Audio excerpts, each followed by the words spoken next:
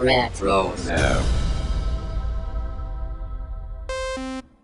Hey, this is Lauren Mary Kim, and I'm the stunt double for Ahsoka Tano in Clone Wars and the armorer in The Mandalorian.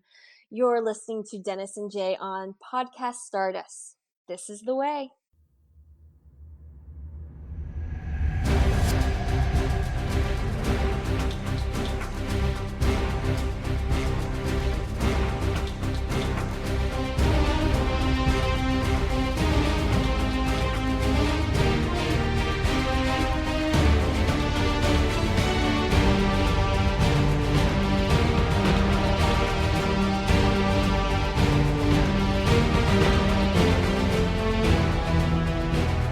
Hello and welcome to Podcast Stardust. This is the fully armed and operational podcast dedicated to Star Wars news, reviews, and discussion. I'm Dennis Keithley.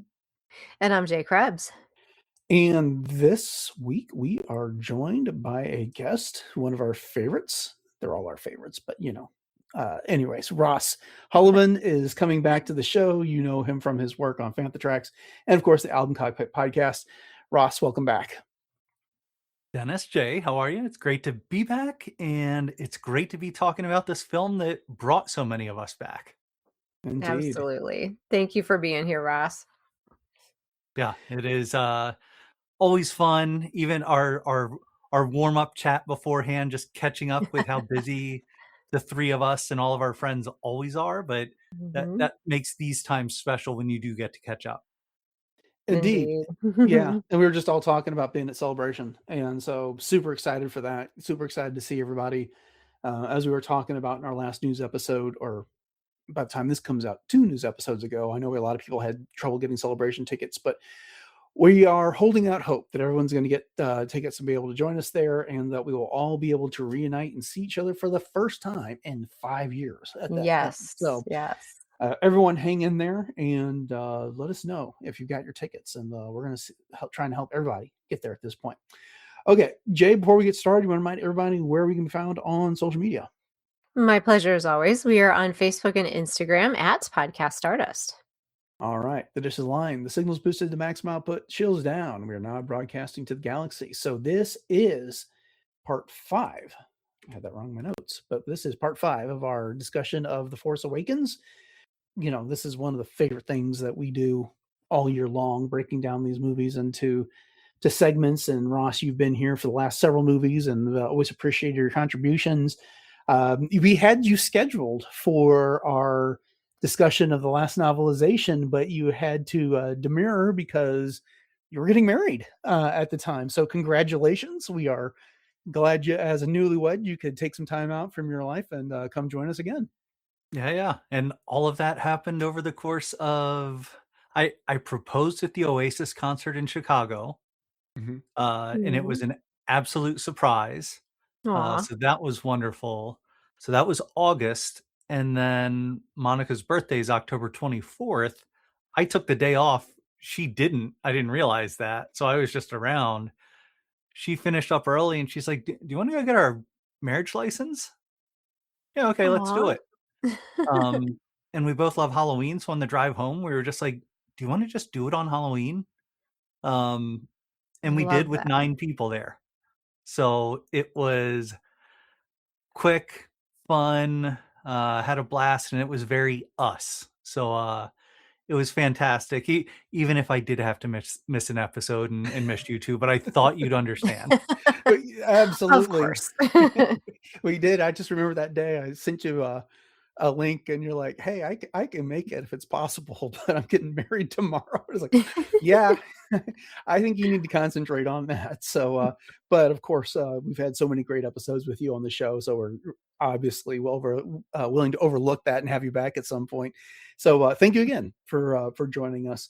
Let's get this discussion kicked off with our questions that we usually pose to our guests. Jay, you want to go ahead and get that started? Yes, absolutely. So, of course, The Force Awakens is the first movie in the new Disney era. So, with that switch happening in our Star Wars verse, so to speak, Do you remember where you were when you heard that Disney was making new Star Wars movies, and like exactly where you were at the time physically, or where you were in your life, or do you remember anything about that?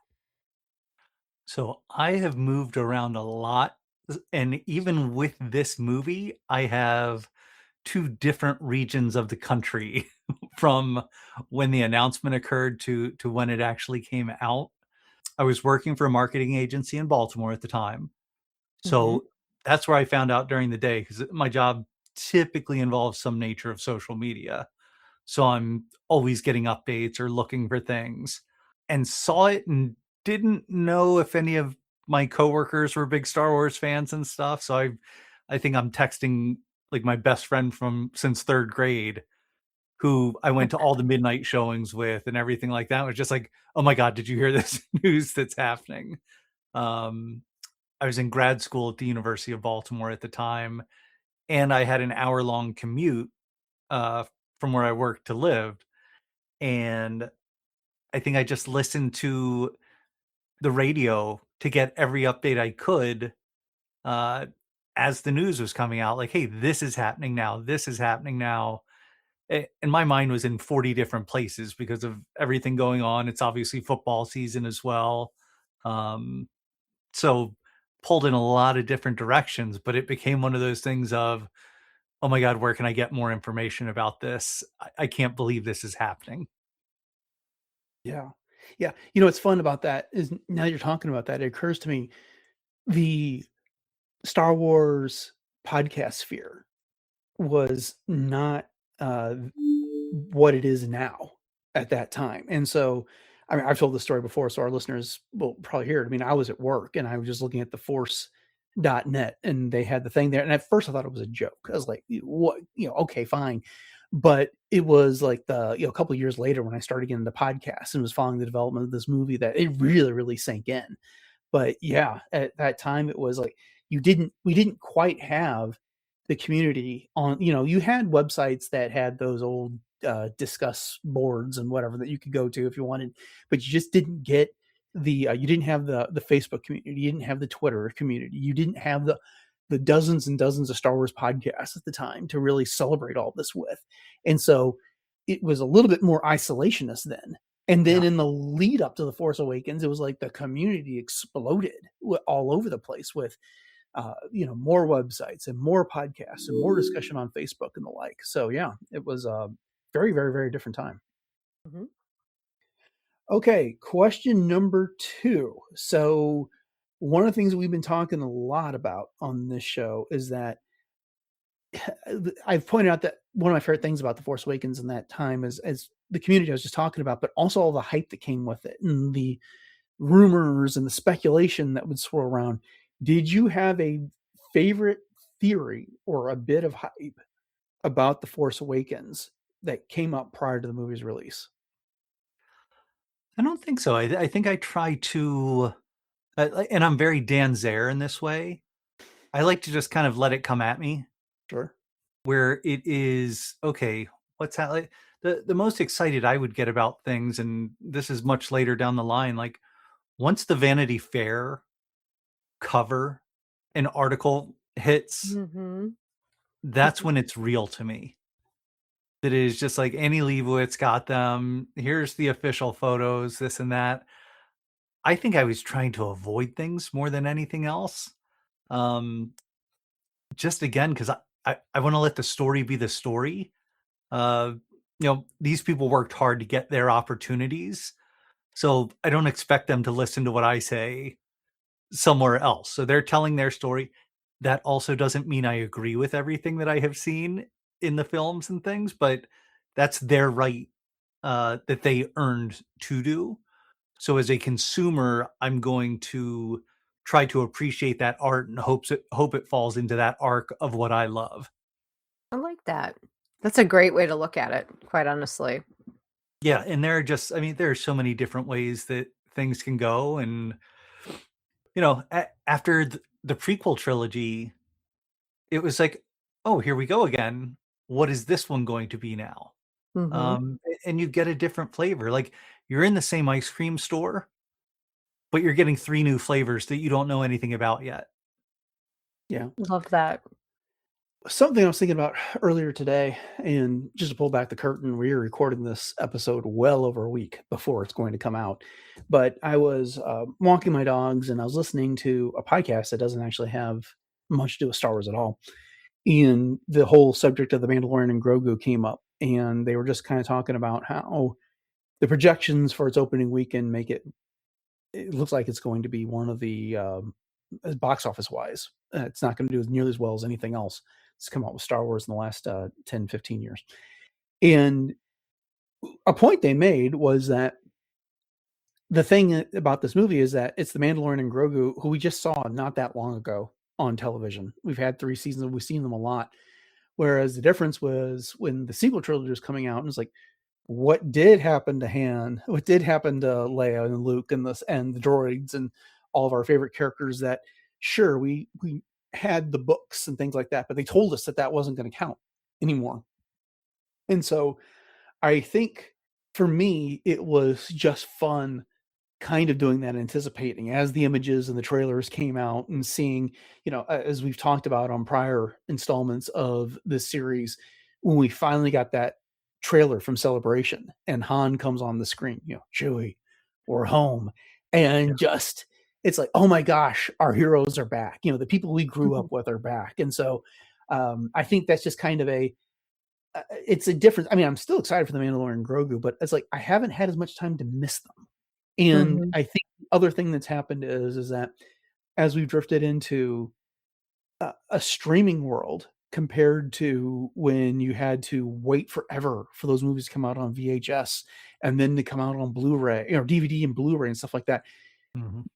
The Mandalorian and Grogu has always been available. It was available for 8 weeks in a row over the course of 3 different years. So it's just so anyways, that's just a bit of a difference. I, as I've often said, I'm almost more excited for Starfighter simply because it's uncharted territory with new characters, and there's so much more unknown. It's for us to explore when we get there. Mm-hmm. But yeah, so that's my perspective on it. But anyways, Jay, next question. No, I think you make a lot of really great points there, Dennis, for sure.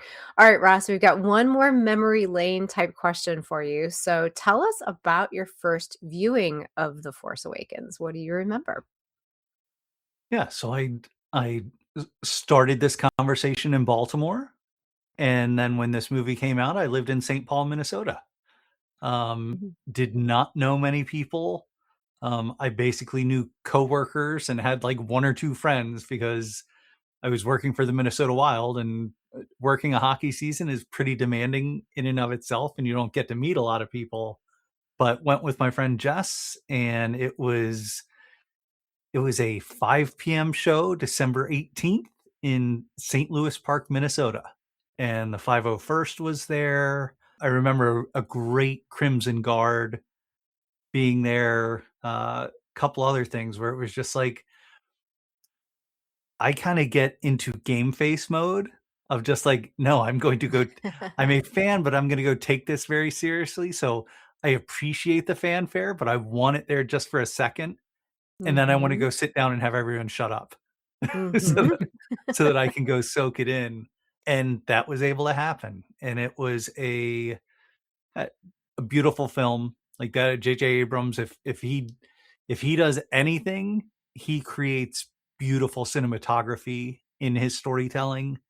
And I think Monica and I rewatching this film over the weekend, it just jumps out again of just like the contrast of colors, how sharp everything is, the angles that you get.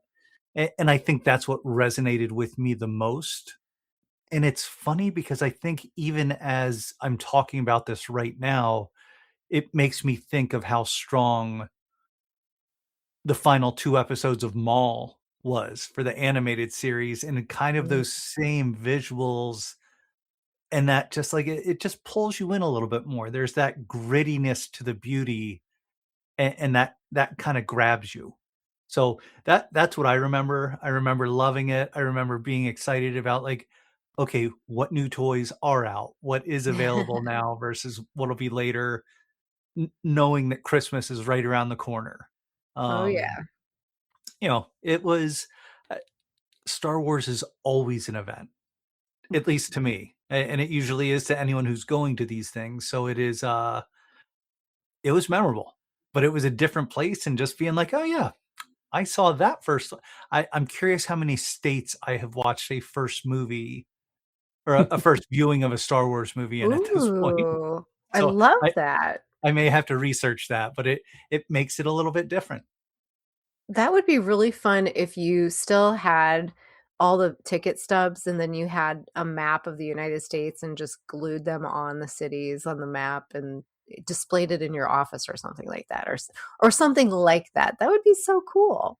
Yeah. I think it was Rebel Base Card I was listening to the other day, and they were talking about how with the actually it's either Rebel Base Card or Coffee with Kenobi, because they did a crossover over the course of the last week, and they were talking about how we've kind of been robbed of the ticket stub souvenir that Yes. because everything is now on your phone, and when Mhm. you've seen the movie, it's gone, or even if it's not, it's still on your phone. It's not like you're printing it out or anything like that. But um, I have a much easier time answering that question. I've either seen all the Star Wars movies for the first time in Missouri or Texas, and so that's all there is to it for me. How about There you, you go. Jay?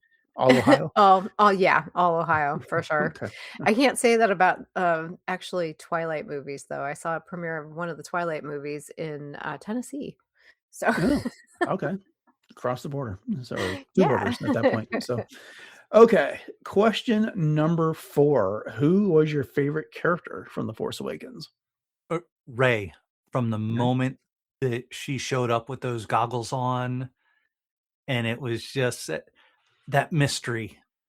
Like it was, oh, here's the good guy behind the mask. Mhm. Um, so seeing how resourceful she had to be, but then just learning she had her edge to her and protectiveness of her as a scavenger, but then taking care of BB-8 and doing the right thing as well. So the introduction you get of her transcends into everything that you experience with her throughout all the films. Mhm. I think that's great. Yep. And it's so hard to pick. I don't you did a great job of being like, Ray. For me, I waver on that. And I think when I first saw the movie, it was definitely BB-8, but then after that, it's kind of gone back and forth. So I just think that's awesome that you had a very solid answer and it hasn't wavered. Yeah, Very cool. Daisy Ridley's incredible, and Mhm. what she did with everything, and I think how she was written as well. She was, I want to say, the most stable character. Mm. Everyone else just kind of wavers here and there, and they forced her into her moments, like with the dark Ray and stuff like that. But she was the only one on there where I don't think I ever questioned who she was going to be and what she was going to do. Mhm. And I think they left that open for other characters. And not that Mhm. that's a bad thing, but I loved her being her. Mhm. Mhm. No, I think that's a great interpretation. So then what is your favorite scene from The Force Awakens? And is it the same thing, as you said with Rey, she was your standout from the very beginning. Did you have a favorite scene originally and has it changed, or where do you land on that? I will say that first, the most excited I was the opening crawl. Ah, yeah. As soon as that comes Mhm. in for any of the films, like, that is just like, you know what? Forget anything else in the world exists. This is Star Wars time, and you get this. So if I had to pick a favorite point, that would be it at the intro. But I really do think it is her kind of being in that AT-AT and going around and, "Hey, here," or in the Star Destroyer, scavenging and showing like, "Oh, okay, this person has a little bit of power already," and it wasn't watered down by other people being around. This film has a lot of characters all happening at once, so I loved seeing her on a desert in this solitudinal place as she has been an abandoned child. It is a beautiful way to introduce a character and kind of a positive trope of what we can expect from her. Mm-hmm. Mm-hmm. Mhm. No, I think that's well said, because you're right. And she does it with such positivity too. Even though she's counting down the days, she still goes out and she puts on her little helmet and she kind of looks around the desert, and she's just happy to be eating her green bread and doing her thing. And so, yeah, that moment of her individuality, I think is great. And I have to ask, did you have the experience in the theater during the premiere where you mentioned the crawl coming on? Did everyone erupt in applause, or was it pretty subdued at your viewing? Oh, it was applause. Oh, It yeah. was Okay. everyone's bursting. It is just, Yep. oh, we are finally here. And Yep. that's the great Star Wars community that we have. That isn't Mhm. a bot hiding somewhere waiting to say something, or someone just trying to stir up trouble. This is, hey, we all went out of our way to get tickets for this event to come here, and we're going to celebrate it as an extended family, kind of how George Lucas imagined it. Yes, well said. And the reason that I asked that is because, as you said, it just illustrates how far reaching the community goes and how important this release was at the time. Because, I mean, think about it. On that day, or at least the first viewing of any theater, most likely, those fans that are there were most likely erupting in that applause. And that just gives me the chills to think about that. So many of us were having that same type of joy at the same time, or at least relatively at the same time. Yeah, it is it is a, even if it's not the exact same time, Right. it's the movement of the moment.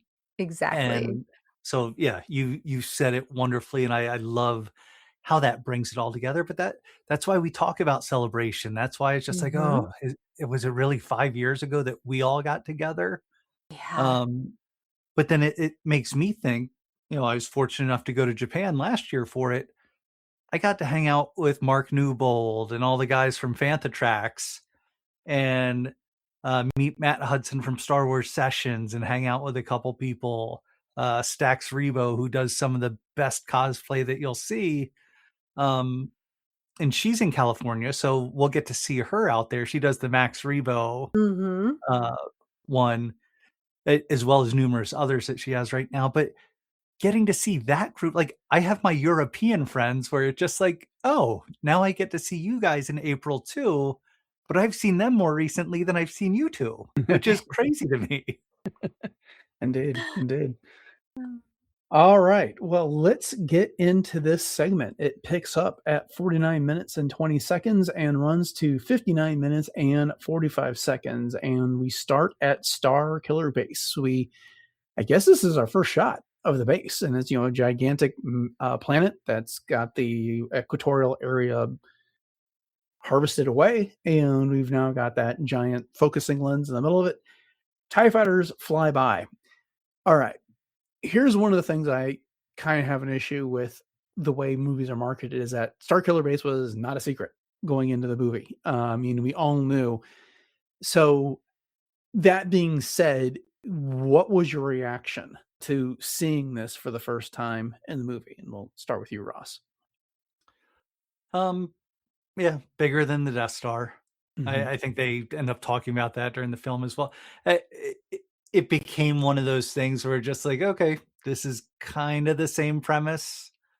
Um, but I try to let that go and just kind of, what new elements are going to be brought in because of this. And they were. It was just, I think it was just a matter of the stakes are higher because of what this is now, because they had the resources to make something bigger. So that was kind of it. I wasn't like, oh my god, Star Killer Base. It was just like, oh, here's the big Death Star. Mhm. Mhm. And I have to ask you guys too. I didn't know that this was Ilum until after the fact. And I don't even know how we came upon that piece of information.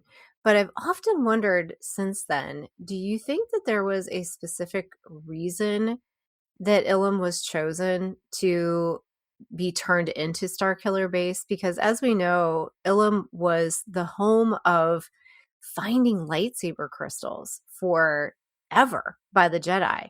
So do you think if Kylo Ren had anything to do with the choice of planet to use, do you think it was specifically to, stick it to the Jedi, so to speak, in that way? Or is it kind of random? Is there a strategic reason why this planet was chosen? It's just something that I never really thought about until actually watching it this time. Like, why did they choose Ilum out of all the planets? I think the answer to that question is suggested by Rogue One, in which they needed kyber crystals to make the focusing laser for the Death Star. And if Starkiller Base is the next evolution of the Death Star, then you need kyber crystals. And what better Makes place to get them sense. from the planet where they primarily come from, which is Ilum. And so I think it's a bonus that you can stick it to the legacy of the Jedi by taking away a planet that means something to them. But I don't think it is a, oh, we need a random planet. I think it is much more of a, you need kyber crystals in order to create this type of effect. And as Chirrut Imwe would say, the strongest stars have hearts of kyber. Well, Ilum's not a star, it's a planet, but at the same time, it clearly has an abundance of kyber on it. Yeah, that And totally probably makes sense. some nature of kyber core. Mm-hmm. Yeah. Even so I'm thinking of Red Rocks and the natural sound that you get there from a concert. Sometimes you get these benefits of being in a specific place. So and Palpatine, this was probably all part of his plan the entire time of just like, and Jay, that may lend some credence to what you're saying. Palpatine may have had it as symbolic, but also, hey, this makes the most sense. We don't have to worry about fishing kyber out of other places. If it's here, we just have to move it on the planet instead of moving it all around. Mm-hmm. Mm-hmm. Mm-hmm. Yeah, it And it's makes a total secluded sense. planet on top of that. It's not like anybody else is there. You don't have to worry about, the First Order at this point is not the organization that will come to take over the galaxy after they destroy the Republic in this movie, which is scenes later. But you can develop this in relative secrecy. No one knew about Starkiller Base yet at this point. So I think that has something to do with it as well. Mm-hmm. Mm-hmm. Well, thank you guys. Yep. Yeah, Okay. So right after that, we see Kylo Ren and Hux talking to Snoke. So we get another introduction. First we got Starkiller Base, and now we got Snoke. And he appears as like a 3-story tall hologram. Yeah. So what do you guys think about this? I mean, I was watching that today and I'm like, ego much, Snoke? I mean, what are we doing here? You don't need to be that huge and have your underlings looking up to you that way in order to have this conference here. They're talking about they're trying to track down Luke Skywalker, how important it is that they find this droid, that if he gets the resistance, then they could get Luke, and that could bring back a whole new organization of Jedi, and that's going to be a problem. But we'll come to find out in The Last Jedi that Snoke is actually pretty tall, but not this big. But Right. what's your take on that, Ross? I mean, I think it's kind of introducing the audience to the big bad guy, like pun intended. Here's the face of evil right now. Here's who you need to deal with. I don't know that I thought he was massive by any stretch. So I think it was just kind of like, it's interesting that this is so big. But I think, again, kind of like with getting introduced to Rey, getting introduced to Kylo, who are these? They're all behind masks. This is a hologram of a different size. You're put on uneven footing for so many characters, and he's another one of them. Mm-hmm. Oh yeah. And the whole thing is too, it's almost like the presence of, the Wizard of Oz kind of thing, where you have this larger than life sort of instance here that is meant to be intimidating. And I think that that's what the audience was, because you could see definitely, I mean, Hux is really straining his neck just to look up at Snoke.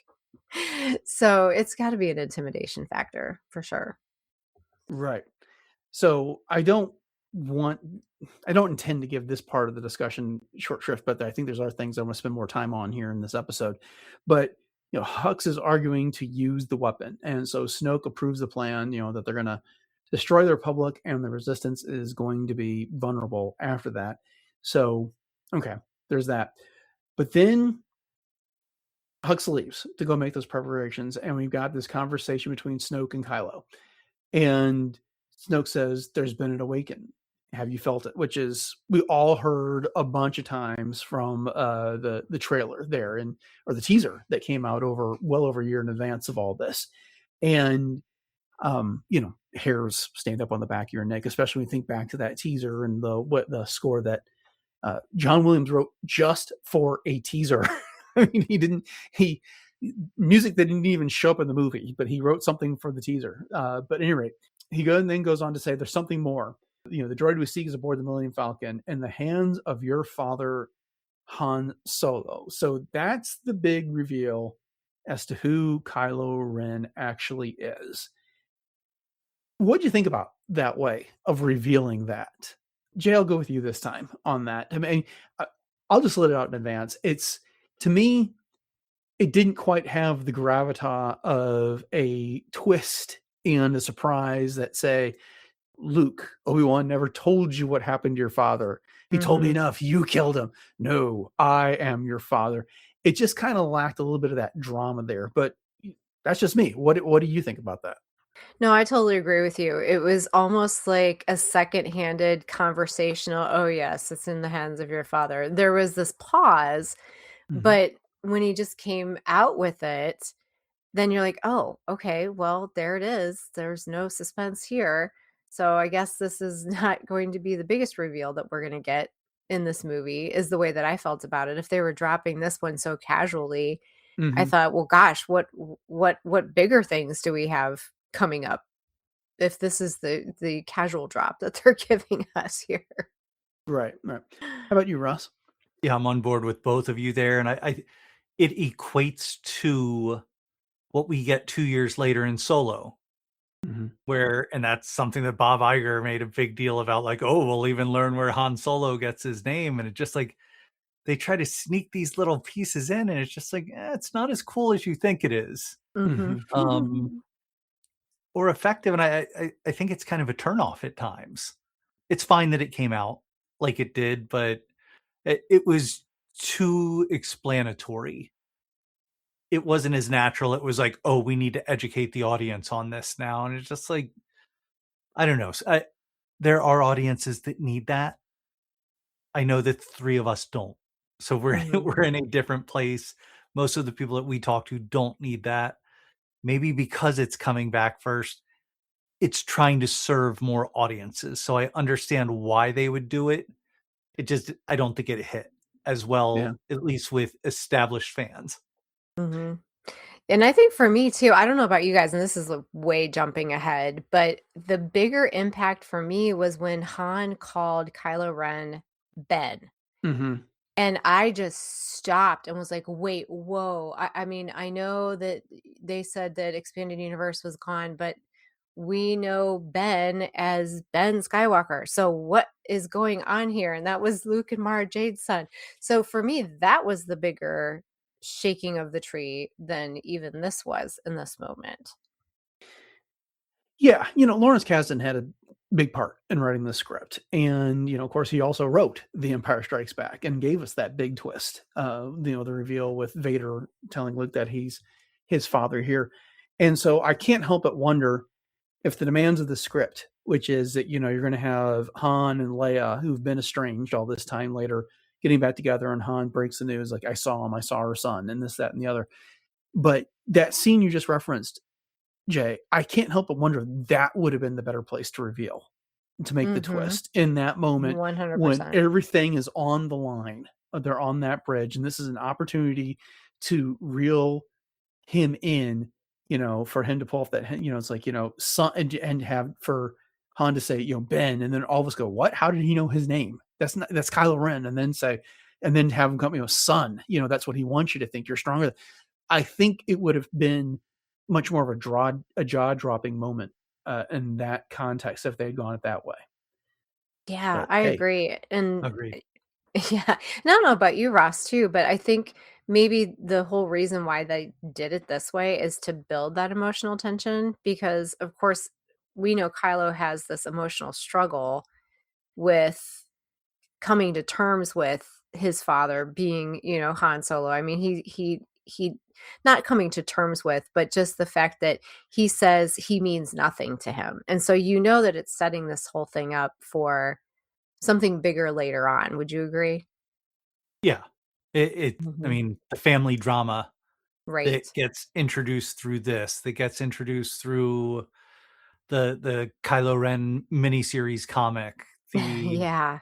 they've tried to fill in the blanks on so many things. I think this was also I think it also could get lost or did get lost in the fact that we're all trying to figure out who the heck Snoke is. mhm. Like, Right. who is this to the Emperor? Who is this to the First Order versus the Empire versus so it's kind of like why does this guy know these things and is saying these things? And a- again, it's kind of that unevenness that can build tension, but if you're thinking too much during the film, you lose what's right in front of you as well. Mhm. See, that's one of the things about going into this movie. It's like, who's Rey? Who's Kylo Ren? Who's Snoke?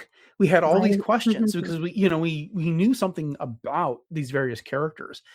Just going back to that first teaser that we were talking about a second ago, what was our first image of Kylo Ren? We saw him from behind, stalking through a forest, and all of a sudden he strikes that dramatic pose and shoves his lightsaber out the side. It ignites, and we get the saber with the two exhaust little sabers on it, and it's like, whoa, there's that. And there was all this.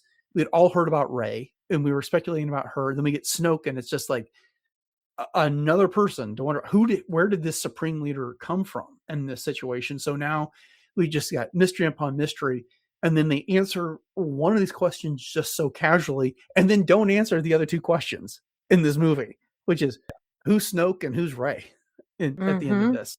So, okay, one of the things that stood out to me when I was rewatching this is Snoke says, "Even you, Master of the Knights of Ren, have never faced such a test." What test? What are we talking about here? What does that mean to you, Ross? I think that's the same as Yoda telling Luke not to go into the cave. This is and then not to go to Endor. This is, hey, you have to face your dad and your family. I don't think you're ready for this. What do you think, Mhm. Jay? Yeah, I just think it was setting up again just the whole idea of, ooh, okay, the Knights of Ren, who are they? And why is this such a test? And why is Kylo Ren, the only one that has ever faced such a thing like this? So, it's just planting those seeds of, especially at the time, of all of this new lore and all of this new material that we knew was going to end up getting explained later at some point, or maybe not. So, it's just that little breadcrumb dropping, I guess, more so than anything else. But what do you think, Dennis? Okay, so I don't mean to be overly critical. The Force Awakens is my favorite of the sequel trilogy movies by a long shot. I liked all three of them. I am not as down as some people are on them. This scene, though, just comes off incredibly clunky to me. And the thing is just that it's the way that they drop off, it's on board the Millennium Falcon, with your father, Han Solo. It's okay, really spelling it out for you there. And I get it. This script was probably really, really huge at some point, and they had to whittle things down and streamline it as much as they can. And so some things get sacrificed in that case. And for all the praise that we heap on J.J. Abrams for his ability to put together cinematic scenes, this was a weakness of this film here. And so they're teasing that there's going to be some sort of a test. And I think those of us that are this is going to sound incredibly snobby, and I don't mean to come off that way. For those of us that are as this level of fandom, we've studied these films, we've read countless books, and we watch all these movies multiple times a year. I mean, we lose count of how many times we've seen this stuff. We can think back and call those things. And so, they have to engage in all this exposition to kind of set things up. But even this, I think, is just a clunky way of going about trying to foreshadow something that might happen later in the movie, which is that Master Knights around. Okay, what are those? To your point, Jay, okay, that we haven't heard of them before, but they don't show up in the movie other than in a vision that Rey has when she picks up the Skywalker lightsaber here later. Mm-hmm. And even then, it's dismissed, right? We never see them again in this movie. We have to wait 2 more years before there's even a possibility of them coming up after this. And so, at any rate, it's just I don't want to overstate it. It doesn't bother me that much in the long run over the course of watching this movie. But again, the point of doing these segments is we are focusing on this movie on a minute by minute basis. And for my money, this could have been done better. They could have distributed some of this information in a better way. Had the Knights of Ren follow Kylo up to this chamber and then have him wait here, whatever, have them be a presence in this movie so that we see that there's something around, have them show up on Starkiller Base later and in some capacity, chasing Han and Finn and stuff around, so that we know there's something to these guys here. But there's a lot of stuff that kind of happens here that, yeah, it does show up again later, but I just don't know that it gives the gravitas to that. So anyways, there's my rant about this scene.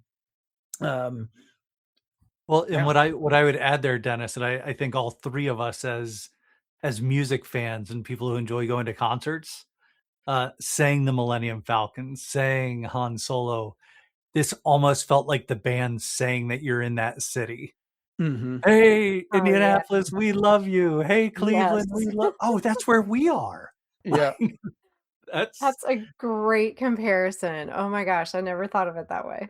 Yeah, and I didn't think about that until Dennis was going through it, and I was just like, oh yeah, here are all those pieces to have you look at the person next to you and be like, oh yeah, that's us. Yeah. No, that's I think the perfect way to put it, Ross.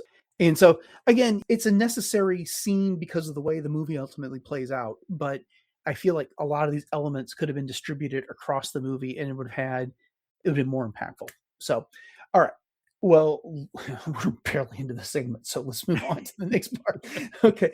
So now this always happens. It's just the way it goes. So awesome. We are arriving at Takodana. We see the Millennium Falcon traveling through hyperspace. It's starting to malfunction, but Rey has solutions. And meanwhile, Finn is in the back, struggling with Chewbacca, trying to bandage his wound. Chewie roars and scares BB-8 off, and kind of like the mouse droid from A New Hope. And then Han's yelling back there, "You hurt Chewie, you're going to deal with me." And hurt him. He almost killed me 6 times. And then Chewbacca starts to struggle, which is fine. And then Rey figures it out. She bypasses the compressor, and then Han just has that moment. It's like, wow, she's good. And he's almost jealous in that moment that she came up with the solution that he did not. Before I turn it over to give you guys for your comments, because there's more parts of this scene, but I broke it up for the sake of discussion. For all the criticism I had of just what happened in the scene prior with Snoke, this is so much better with the way they convey that Rey's got skills without saying, I've been on Jakku and I've been tinkering around with salvage and I figured out how to build things while working for Uncle. They show, they don't tell in this situation, which I think makes a huge, huge difference. And on top of that, and we're going to see it again and again in the next parts of this scene, Harrison Ford owns the room with his ability act. Finn playing off of Chewbacca about, trying to struggle with him to heal, world-class acting, and even Daisy Ridley selling Rey with just being so confident in what she can do and being so proud and coming up with the solutions tells us volumes about these characters here. But your all's reactions. Oh, I was just sitting here just thinking to myself how wonderfully classic but yet modern this scene is for Star Wars, because you have all of those elements, as you were just saying, Dennis, of the Millennium Falcon, Han Solo and Chewie, just as you said, just owning the scene, owning the room, just giving you those old time feel type vibes. And then you've got these newer characters that are blending seamlessly with them. And you're absolutely right. The fact that Rey is just able to be like, I bypassed the compressor. And she's just so proud. And Han just looks at her like, huh, okay. I think there is a little bit of envy there that he has, because obviously Rey has had time with the Millennium Falcon on Jakku that he didn't have. And so it's almost like when your kid goes off to college or when they've been away for a while and someone brings up an anecdote about them that you weren't there to experience with them. And then you're just like, oh, okay. Wow, that was great. Kind of thing. But Ross, what do you think? Yeah, I completely agree with that. What I love is that we've gone from, they're getting to see the map. They're getting to see Han explaining about the Jedi, about, hey, it's all true. And the Force Awakens, I think that's perfect for Han Solo to be the one explaining to people and using the term mumbo jumbo. I thought it was all mumbo jumbo. It's real. And that kind of puts that endorsement, I think, into this story. But then it takes you from, you're Han Solo, to, oh, I just bypassed the compressor. And she went from super fan into gearhead, relatable gearhead for him. It so naturally, kind of as you mentioned, Jay, it was just, here's this seamlessness of, we get each other. And this is how it works. Like, we know you're a war hero. We know that you've been, oh my God, we're on the Millennium Falcon. But then she's ripping pieces out of it to make it run better. Yes. Which and in that, and of itself for Han had to be like, what's going on here? right? But it's that confidence. It's a little bit of naivety as well, but in the best manner possible. And that's what endears this, haggard old smuggler into being like, oh yeah, I kind of like her being around things. So I love that evolution and how quickly, and Dennis, I think you said it perfectly, comparing to the previous scene to this, they were almost opposites in terms of a successful delivery. Yeah, I think this scene also benefits from the fact that there's only one character in the room. Well, I guess there's also a droid, but Chewbacca's the only one wearing a mask. I mean, where you've got Snoke, which is a digital creation, and you've got Kylo Ren wearing a mask, whatever, but you really get to see the expression on everyone's faces. And even Chewbacca has got expressions compared to, Kylo Ren in this situation. But picking it up here, we get the Dejarik table. You kind of see Han like starting to buy in to the mission after his initial reluctance when he first pulled the Falcon onto Eravana. Han thanks Finn for helping out Chewbacca, and then Finn accidentally activates the table, and Chewie props himself up on a notice and kind of gets all interested because it's been years since he's seen that, and he used to play games there all the time. And then Han comes back and says, "Oh, so fugitives, huh?" And you just see that twinkle in his eye that he's kind of come around to all of this. And that's when, as you were alluding to a second ago, Ross, they start talking about the map. And Rey says, Finn is with the Resistance. And this time, for the first time ever, I don't know how many dozens of times I've seen this movie, I caught the look on Han's face when Rey says that. And even before the next time Han and Finn are talking to each other one-on-one, Han's like, yeah, honey, you don't know. he's not with the Resistance. But to Han's credit, he doesn't call Finn out right then and there because he respects the game. Finn is just like Han has been so many, but just moments ago in this movie where he's on the Nirvana saying, he says, I'll talk my way out of it. I always do. And, even though Chewbacca's kind of like, it's like, I always do. And so, so you get that moment there, and then we get to see the display of the map there. So before we get into Han's discussion about Luke, what stands out to you here about this part of the exchange, Ross?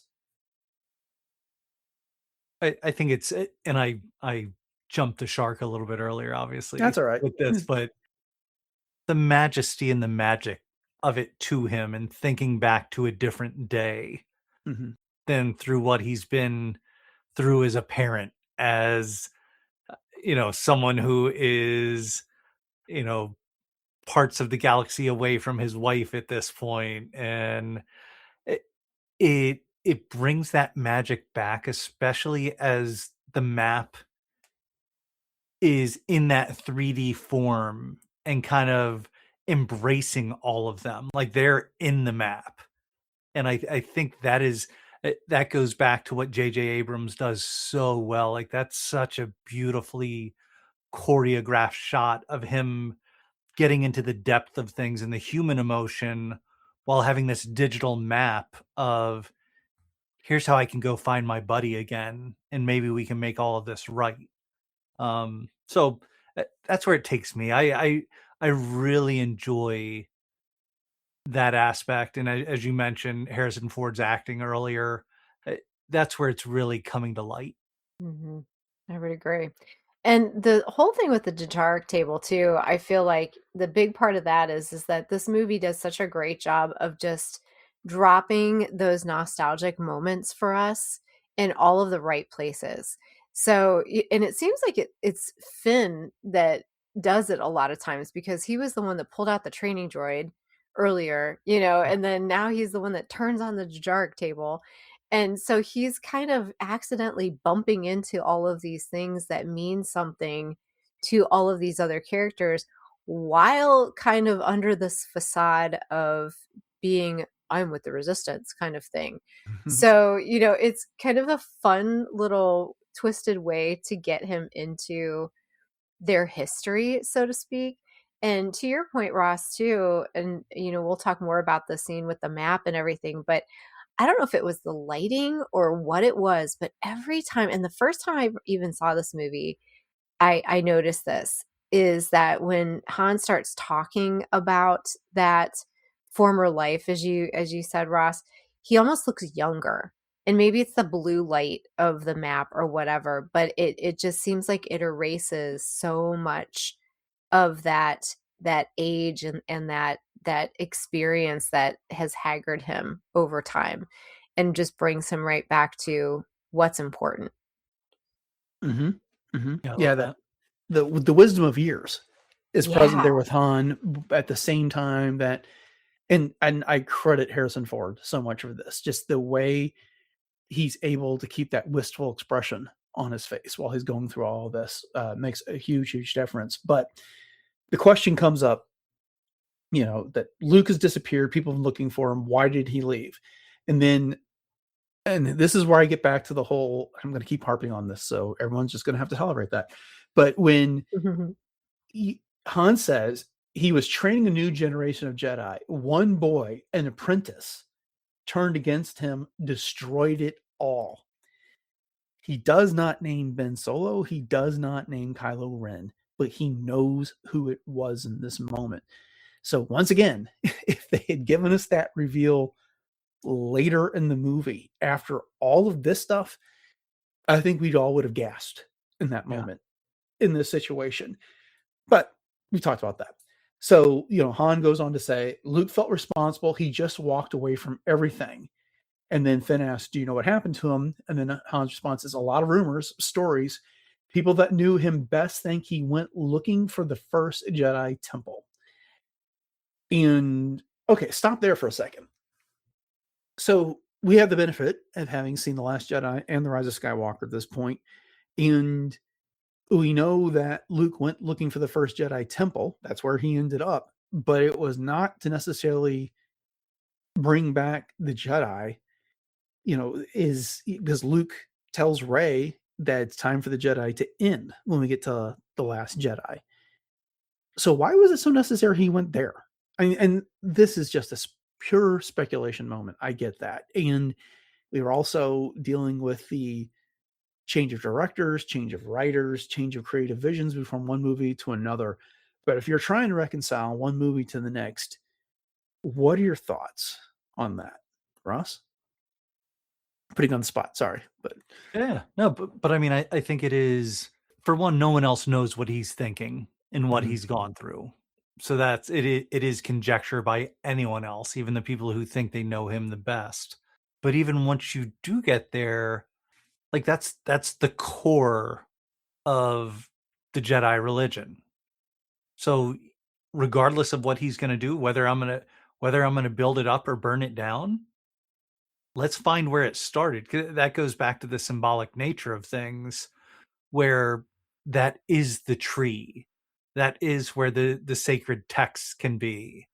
All of those different elements there, where it's just like, if he's done with it and wants to burn it down, you go to ground zero and do it. So that it makes sense to me in that regard. Obviously, I think most of us wish he did not have that midlife crisis Yeah. to take us down that path, but that's where the story went. So, and that's where the directors kind of played leapfrog and things. So it's I'm fine with it. I think Han gave as much as he could, and they tried to tease what could be coming, but he couldn't speak absolutely on it either. Sure. Mhm. Jay? No, I think you're spot on, Ross. And again, if you're trying to tie together the threads of what we have in the movies, that makes the most sense. Is that you're going to, as you said, go to ground zero and you're going to eliminate anything after what was destroyed, because he kind of threw up his hands and said, well, then this needs to end right here, right now. I tried, I failed, and I'm not going to have this hubris kind of thing. And so that's the only thing that I think we can deduct from that. But I have to say, there's a little bit of a very Obi-Wan Kenobi-esque kind of feeling to this entire monologue, if you will, that Han is having at this point.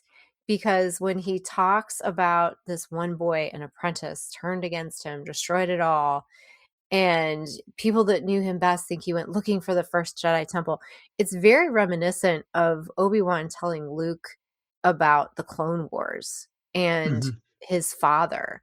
And, and kind of spinning a little bit of, he was the best pilot in the galaxy and he was a cunning warrior and all of these things. It's kind of the same thing that Han is doing here, is spinning like from a certain point of view almost kind of thing. Yeah, Han, I think you just nailed that. Yeah, he's occupying two parts in the hero's journey right here. In that, Rey's answering the the call in this movie and being persuaded, but so is he, and he's also like the elder, the wiser, that's trying to sell her on the call at the same time.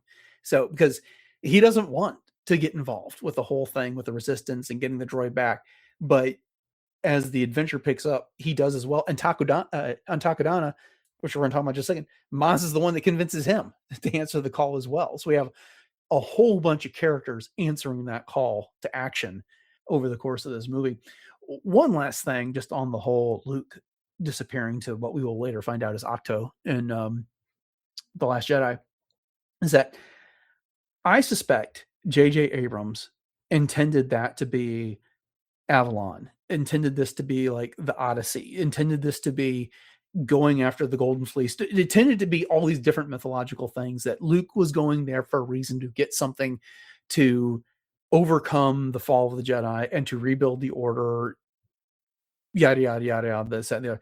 Rian Johnson loves to subvert our expectations. If you've watched enough of his movies, you know that's what he does. And so that's what he did. And so we end up with that disconnect. Depending on your feelings on The Last Jedi, you can decide if that's a good thing or not. That's a conversation for when we get to The Last Jedi.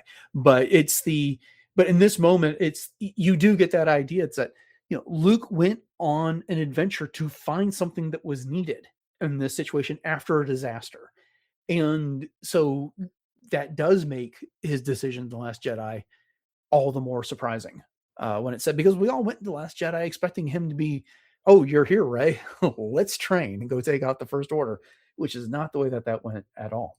But the whole, in Jay, you alluded to this a little bit ago, when Rey asks, the Jedi were real? And then Han very wistfully says, I used to wonder about that myself. thought it was a bunch of mumbo jumbo, and you said that too, Ross. A magical power holding together good and evil, the dark and light. Crazy thing is, it's true. The Force, the Jedi, all of it, it's all true. And yes, I am worshiping at the altar of Harrison Ford, but the way he delivered that, we saw it in the trailer, and then we got to see it here in the movie, and it was not diminished from having seen it prior in the trailer to coming here and seeing the movie. The way his lines are delivered here in the moment just shines. And I wish he'd gotten more recognition for his performance in this movie, because it might have been my favorite of all the Star Wars movies he pulled in. But, I'm saying that without having given a whole lot of thought. But at any rate, any last discussion about that before we get to Takodana? Y'all good? Okay. Let's go see Maz. All right. So they get to Takodana, and as they're coming in for landing on the planet, Han says to everyone, "You want my help? You're getting it. We're going to go see an old friend. She'll get your droid home." And then Rey is just staring at this planet in awe, and she says, "I didn't know there was this much green in the whole galaxy." And Han has a very, how to describe it, pained / sympathetic, empathetic expression on his face. In the moment, how did you take that? And we'll start with you, Jay.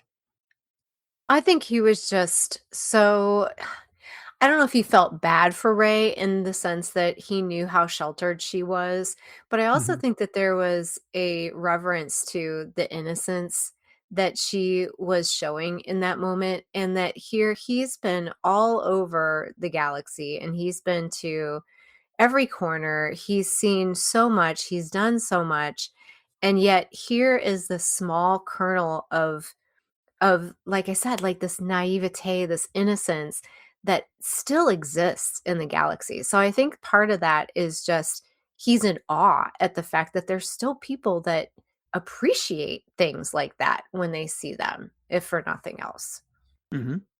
Ross? Yeah, I completely agree with Jay. It's that moment of he's almost like a grandfather figure more than a father figure to her, and it is almost like, oh, that's cute, but that's too bad you haven't seen this before. And there might be a little bit of, oh, I'm glad I'm getting to show you that. And that may lead into part of his decision and his offer that comes up shortly as well, is just like, I can show you more of this galaxy. So I like both your answers. I think they come from the benefit of having seen the movie and seen the other two movies in the sequel trilogy.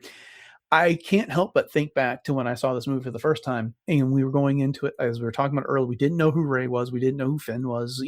These are people who did not have last names. And when we get all these reactions between Han and Rey leading up to this, him being impressed with her and being thoughtful when he sees her repairing things on the Falcon and asking questions about where they come from and this, that, and the other. And now he's giving this like almost pained expression.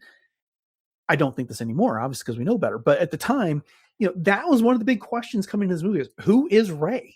And so it's like, and I feel like they were almost playing with us when they did this intentionally on this by giving Han those reactions to make you think, oh, maybe Rey is a Solo, or maybe Rey is a Skywalker or something in that case, because, he at times he asks questions in a way like he might already know the answers, and he's trying to ask in a way that, doesn't suggest that he does, but clearly they went with a different. I don't believe that she was always intended to be a Palpatine, which, as we find out in The Rise of Skywalker, but that's where we ended up.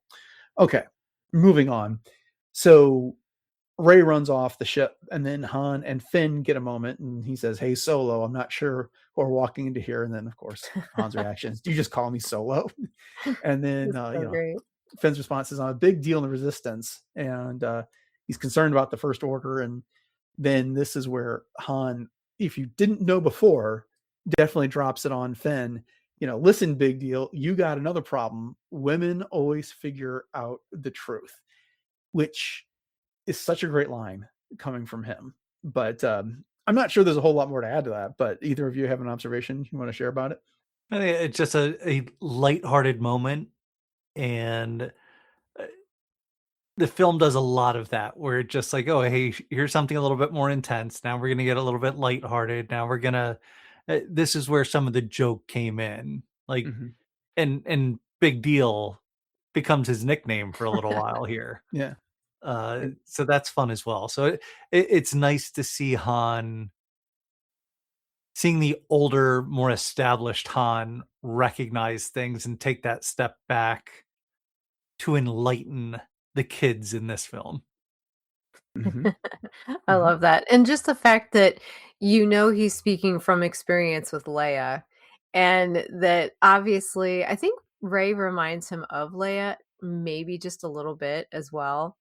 And so he's kind of, showing Finn that, well, you got your hands full here, buddy. So just so you know. I think that's a great point, Jay. With and we're gonna find out. Okay, so I'll make this point after I talk about the next part. Rey's standing out there outside the Falcon, and Hen comes down and offers her a blaster, and she says, "I think I can handle myself." And then his response is, "I know you do. That's why I'm giving it to you." And then the whole, how to use that? Yeah, you point this and pull the trigger. It's like a little bit more complicated than that. And this is when he finally asks her name, which is Rey, and he offers her a job, and he's thinking about it because he and Chewie, they get along pretty well, but they need someone who can keep up with them. And, she's kind of excited by the prospect. And then she turns it down. She says she'd be flattered, but she has to get home. And he's like, back to Jakku? And, that's too bad. Chewie kind of likes you on all this. But yeah, Jay, I think she does remind him a bit of Leia. He's, for all the gruff that Han caught from fans after A New Hope especially over the last 15 or so years about, for lines like, if we could just avoid any more, female advice or whatever, it kind of came off as a bit of a chauvinist in that way. He actually likes that. He likes women who are assertive. He likes women that are aggressive, that, stick up for themselves, that can take care of themselves in this situation. And the fact that she was assertive on the Falcon with coming up as like, we need to do this, or, we need to prompt this. And, I bypass the compressor. And I think that was like magic, to him as far he was speaking here. But again, the first time I saw this is like, oh, it's not just because she is the quote unquote damsel in distress from Jakku that needs a new home. I was thinking there might be more of a relationship that he's interested in finding out about. Is this possibly his long lost daughter, or is this Luke's daughter, or something like that? Again, in the moment, the first time or two I saw this, of course, we all know better now. But what else did you think, either of you think about this scene? I didn't really have anything else to add, quite honestly. So yeah, I think that's the big part of it. Just other than just the fact that I think it's a lot for Han to offer anything to anybody, especially at this point, because it's obvious that he's been trying to do things, pardon the pun, solo, at least with, Chewie, if nothing else, because his other crews were obviously expendable because they were all pretty much gone by the time Finn and Rey found him. Mm-hmm. Mm-hmm. And I think it's just a nice moment. Again, a humanizing moment for Han, showing how he has evolved or changed at this point. And, Rey's earning her place, and he's being a mentor. Even if he's not trying to be, he's being a mentor naturally. And that's a lot of what Star Wars is about as well. Yeah. He's trying to disguise his vulnerability, I think, as well, which we saw he was very, very vulnerable in Solo, and it cost him with Kira, it cost him with Beckett in that movie and stuff like that. And I think that's one of the underrated parts of that movie that kind of explains his character going forward. And so when we see him in New Hope, he shows up in the cantina, points to himself, Han Solo, and, talks about how he's just in it for the money and this type of thing, when we all know from the get-go that he really does have a heart of gold. He just likes to come off with the gruff exterior and the like. So when Rey's all excited about, you're offering me a job, and he's like, I'm thinking about it. He just doesn't want it to be out there that, I've gone soft on anybody. And so he's disguising that vulnerability. So, okay. Maz Kanata's castle. So they walk up to the entrance, and he's explaining how they're going to get the droid on a clean ship, and says that it wasn't by luck that Han and Chewie found the Falcon, and so the First Order will be able to track them down as well. There's that bounty hunter droid at the entrance, which was just a, neat little bang in the background for this movie, but became a much bigger deal if you've played the Fallen Order and Survivor games. You run into those quite a bit. And then he points out that Maz is in a bit of an acquired taste, so he'll him do the talking, and whatever you don't stare. And great timing, both Finn and Rey say at what, and his response is any of it. So we get inside the castle, and we got Lin-Manuel Miranda playing Jabba Flow with J.J. Abrams on backing vocals as we pan around the interior of the castle, which is serving as a canteen. We get lots of new aliens. And then finally, the camera settles on Maz, portrayed by Lupita Nyong'o, who drops off some mugs at the bar, turns around, and yells, Han Solo. And then everyone freezes in their tracks. Han responds, oh boy, hey Maz. And then, she asks about, where's my boyfriend? And we find out that's Chewbacca. She likes that Wookiee. So, yeah, okay. I wish they'd just taken a little bit more of their time in this so we could have seen the aliens like the way they did in A New Hope. But Ross, what did you think about Maz's castle here and the denizens that resided inside? This is the Star Wars that I love. This is that intrigue, that what's behind every nook and cranny here. He's trying to sneak in there, and Maz calling him out is just like, oh no. Now everyone is going to pay attention to what we're doing as we've got this secret mission that we need. And she just calls him out on it. And I think we all know those people as well, who their heart is 100% in the right place, but they're just like, oh no, I don't need to hide anything. I'm just going to put it all out there. Sometimes it's managing up, sometimes it's managing down, but there's definitely managing for it. But what a great introduction for her clientele, this 1,000-year-old bar and castle. I think it just adds to the history and takes us back. Like, I still want to know more about it to this day. Maybe that still becomes a thing, but I loved it. I thought the energy was great. I agree with you that it would have been nice if they could spend a little bit more time on it, but I didn't feel shortchanged as much as I would have liked more. I think it's probably the way that I would put it. Yeah. Jay? No, I would echo so many things that you just said, Ross, because it truly is what Star Wars brings you back, like you said, to the things like the cantina and just what Star Wars originally was, and the world building of walking up to the castle and seeing all those flags and wondering where did they come from and all of the stories that had to be behind that. And then when you walk in and you don't really get to see the aliens for too long, but yet you still appreciate the fact that you understand what they're trying to do with that. And the idea that, first of all, that Maz is working her own bar and that she's just, getting her hands dirty and she's doing the grunt work, even though she could probably have anyone and everyone around her employed to do those kinds of things for her, that she's so down to earth, but yet she doesn't even have to look at Han to know he's there. She senses him almost when she puts that tray of glasses down and then comes to that realization really quickly. And I love that. And so you just know that they've had that relationship over the years, and I love the fact that she says, what do you need? I'm sure you need something desperately. What is it? And she's just so down to earth. And I love the fact that she's talks about Chewie, like, where's my boyfriend? Just love it. Love everything about this scene. But what do you think, Dennis? Well, it just Ross's reference to the fact that she's been around for 1,000 years operating this bar just made me realize, okay, so where did this castle come from? Did she take it over and then erect a statue of herself outside, or did she have it built from the ground up that way? And it's, you can go either way, and it just kind of says something a little bit about her personality in that regard. But she's an underrated character in the sequel trilogy, I think. And she gets, what, a hollow scene in all of The Last Jedi. Would love to have seen more of her there.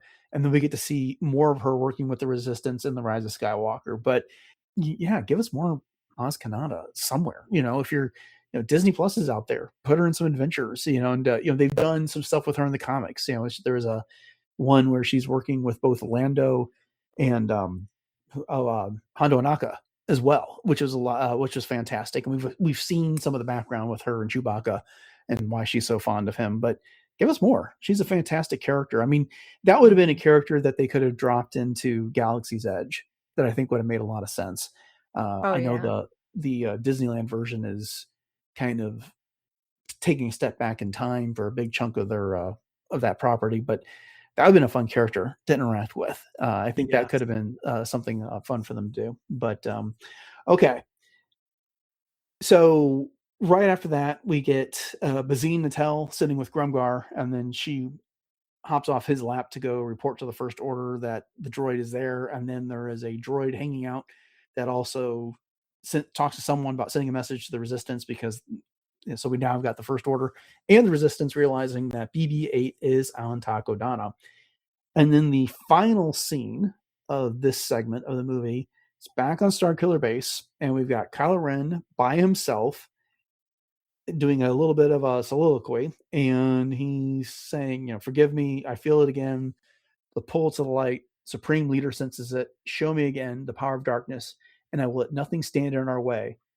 Show me, grandfather, and I will finish what you started.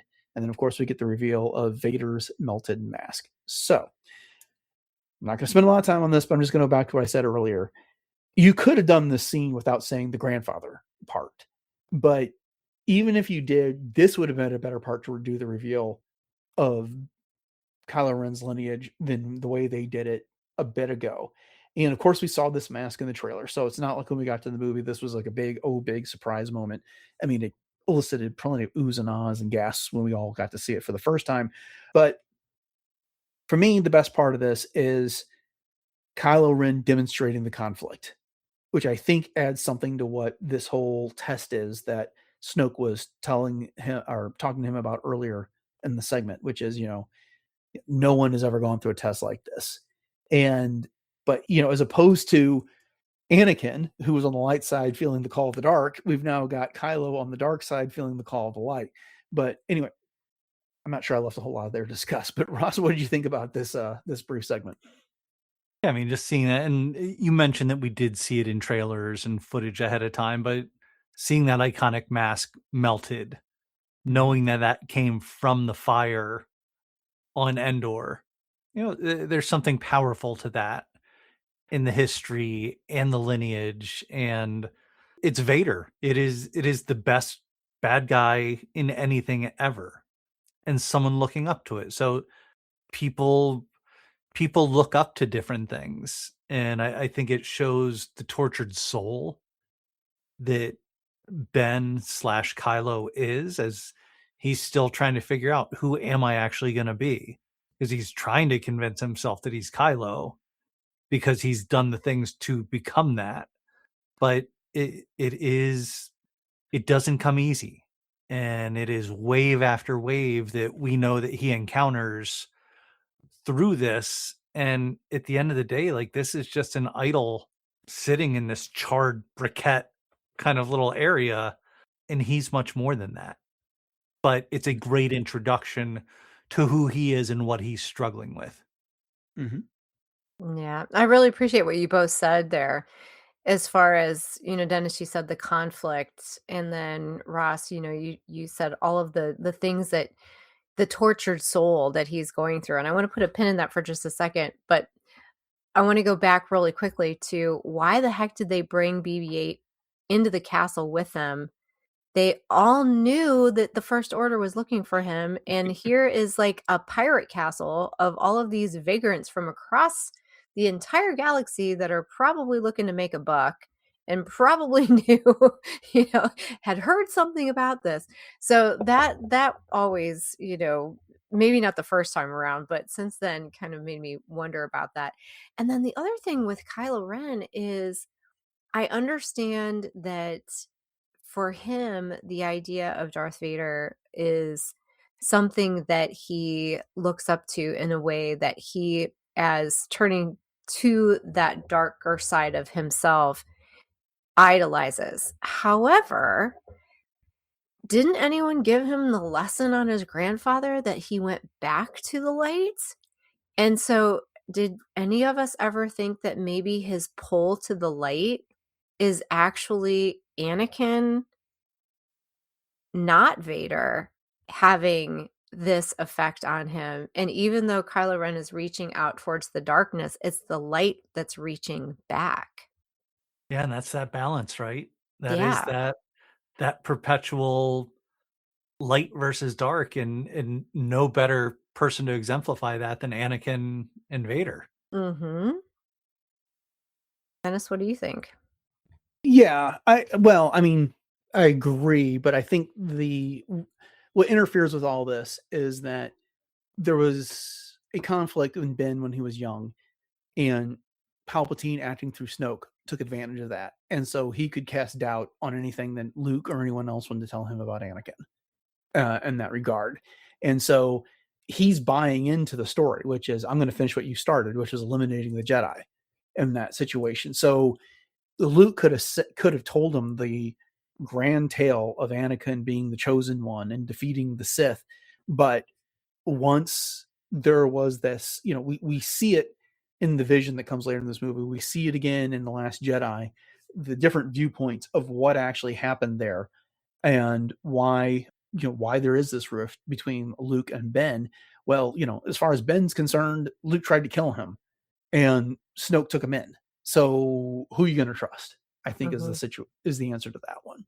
But yeah, makes sense. But that's the segment.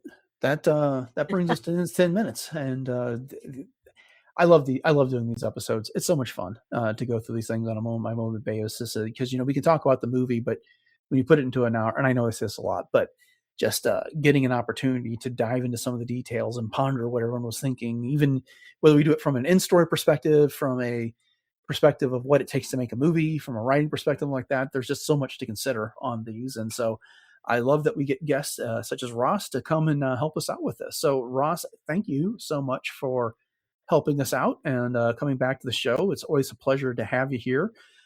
Before you go, let everybody know what you're up to, where they can find you, and what's going on. Yeah. First of all, Jay, Dennis, thank you so much again. It's fun. And even as we're discussing things, I'm looking at a film that I've watched so many times. As one of us makes a singular point, it's just like, oh, is this going to change how I look at this film now?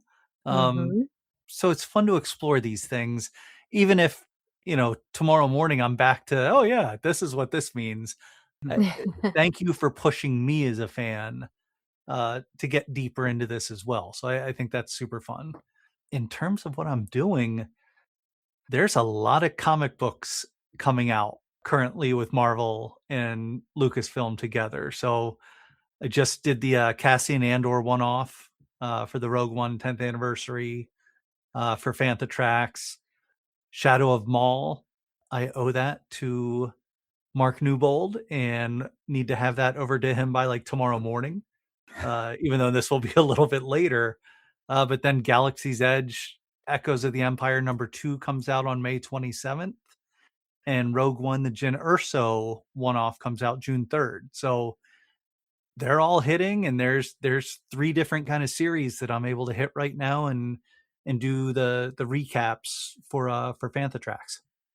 Nice. Awesome. You got a lot going on. We'll have to have you back to talk some comics. That's how I first started covering Star Wars back in 2015. Was doing issue by issue, and I kind of got away from that. But that would be a fun discussion to have.